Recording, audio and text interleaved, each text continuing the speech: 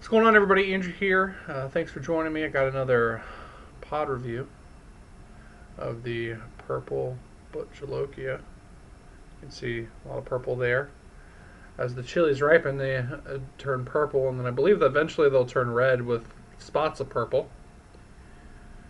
And it's a pretty rare chili from what I can tell. I got this pod from New Leaf Chili Pepper. They're in Tennessee. Majority they have a lot of indoor hydroponic plants growing, and they also do outdoor and potted plants. This pod itself came from an organic chili plant, which is pretty cool. And then they're going to be very soon. They're going to have fresh pods, seeds, chili powder. And they plan on providing that all year round. I would assume with the indoor growing of the hydroponics, they'll be able to have chilies growing in the winter and popping out pods all year round, which is pretty cool. If you want, you can contact them on Facebook. I really appreciate Jacob Deathridge and Chance Brooks allowing me to try one of their chilies and then basically send my feedback to them. So that's pretty cool. So if you want chilies, just they'll be selling them soon. Just look out on their Facebook, and they'll give you a bunch of updates, and then you can directly reach out to them with regards to getting some updates and seeing when they're going to have pods available. So I'm going to go ahead and cut this guy open. Very crisp, which is always good when eating a fresh chili. You don't want it to be spongy, so you know what that means. It's taking a turn for the worse. But the purple goes all the way to the inside. It doesn't look like there's a whole heap load of seeds, but I'm going to get rid of a few of them just so I don't have to chomp on them. Rib goes all the way to the bottom. There's a good deal of placenta there. So you can see there, I got a little bit of the oils on my fingers, so go ahead and down the hatch so I don't get any more. So, cheers.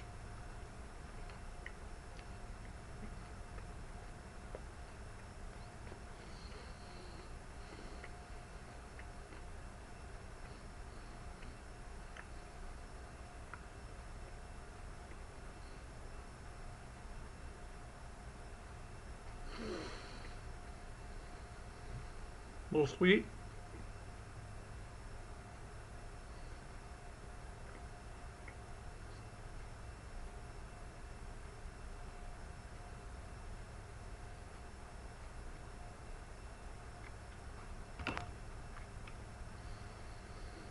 Reminds me of the flavor of a green bell pepper.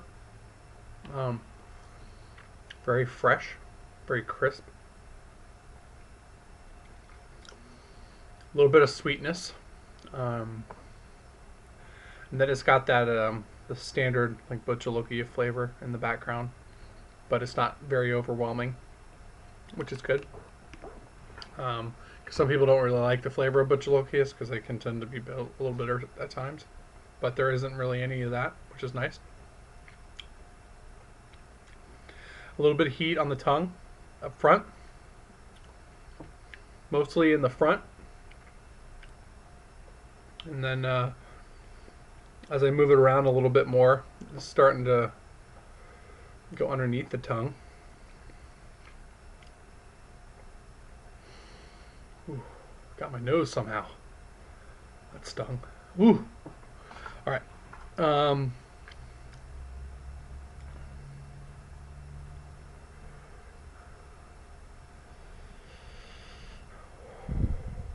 It's hot chili.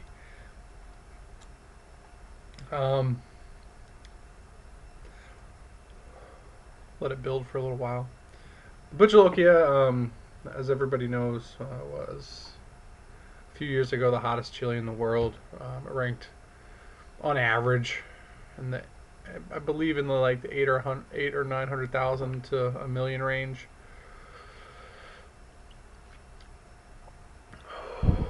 The heat's starting to move to the lower bit of the tongue.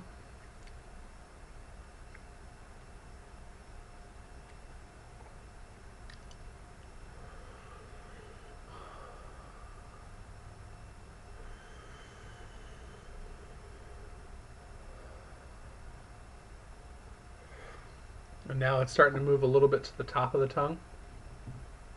But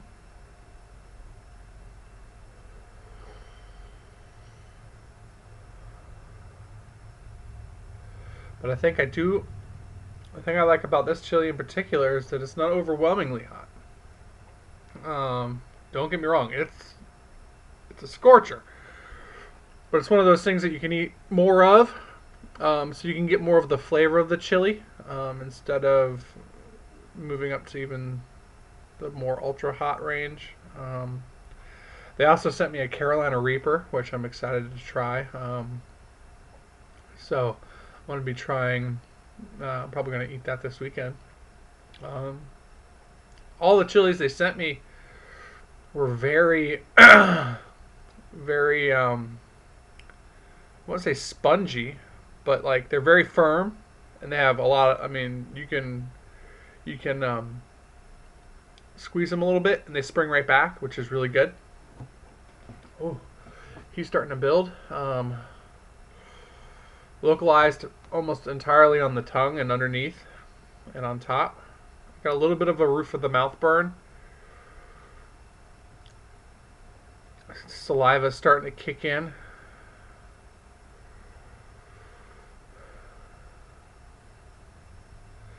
For heat out of 10, I'd probably give it around a 7.5.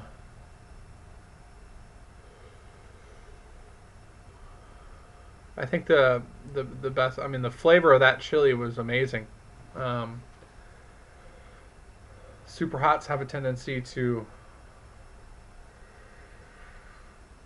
not really leave you desiring much of the flavor, because they're so hot. But I mean, that chili tasted green. You know what I'm saying? Like it was very fresh, and I got what I expected from the flavor. Excuse me. Tastes very fruity. I think what I can most describe it as would be an apple rind without the sweetness. So it has that like earthy, fibery flavor with the fruitiness of the chili, and I mean, with the taste of it, like a green chili of any kind. So it seems like the heat is has hit its peak.